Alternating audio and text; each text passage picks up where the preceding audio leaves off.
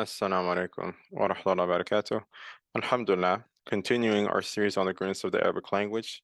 In this video, we're going to be starting with a verse that comes in Surah Zumar, where Allah says, قُرْآنًا عَرَبِيًّا غَيْرَ ذِي عِوَجٍ لَعَلَّهُمْ يَتَّقُونَ.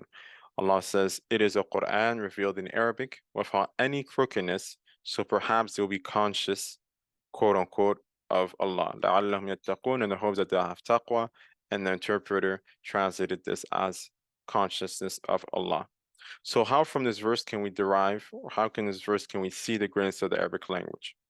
Imam As-Sa'adi mentions when Allah says it is a Quran revealed in Arabic, that is, we have made it we have made it an Arabic Quran with clear wording, easy to understand, especially for the Arabs, without any crookedness, that is, it contains no flaws or shortcoming whatsoever, whether in its wording or its meaning and ideas. So as you can see here, and we've covered this before in previous videos, we can see that not only is the Quran complete and free of any defect and crookedness in terms of its rulings, as Allah says, إِنَّ هَذَا الْقُرْآنَ يَهْدِي لِلَّتِي هِيَ أَقْوَمُ.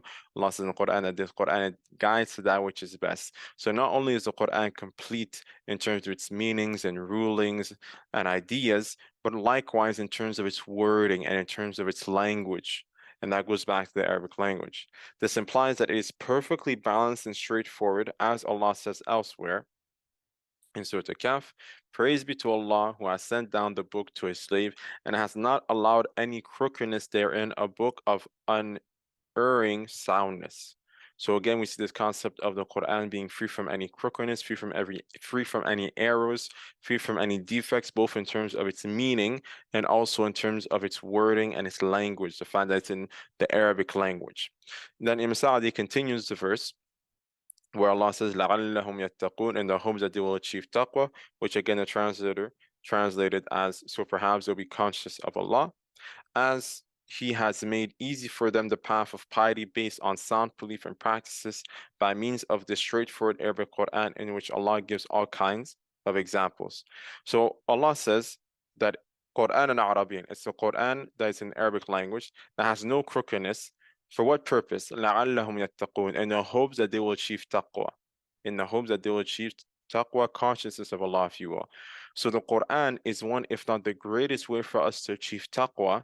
And part of it making that easy for us is the fact that it is in the Arabic language, which is a very expressive, very clear, very straightforward language that will help us in deriving this benefit from the Quran, which is to achieve taqwa.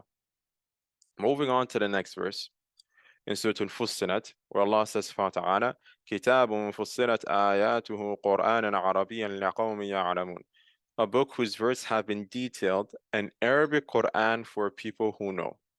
So how does this verse reflect the greatness of the Arabic language?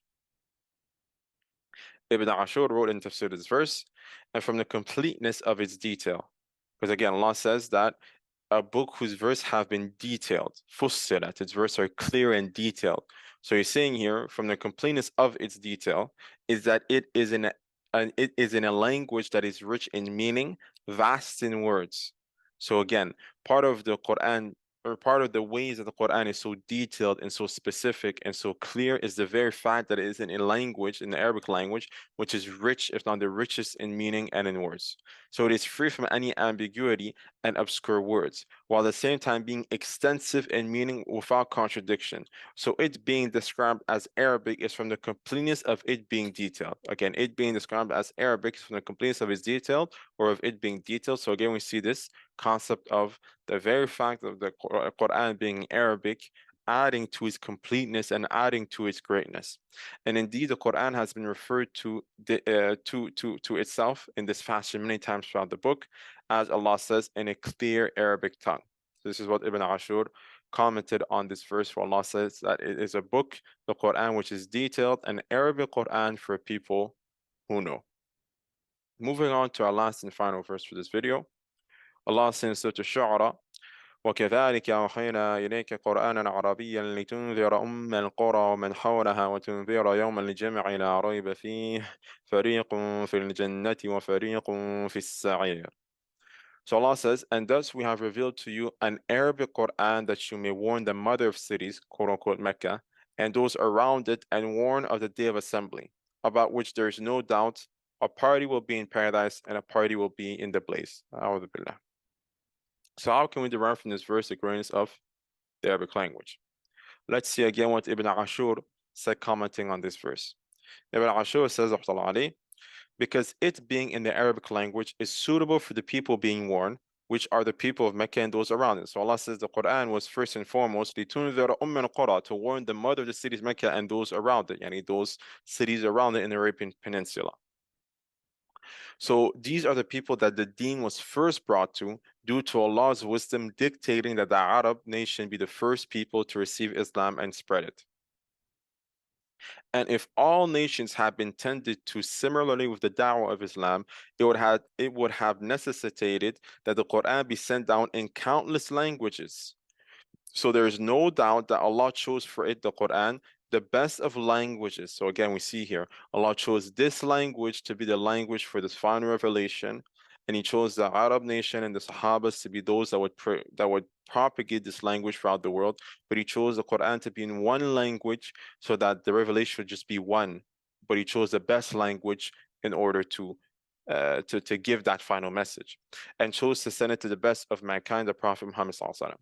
So throughout these verses, as we can see, or throughout these verses, inshallah, we can see the greatness of the Arabic language.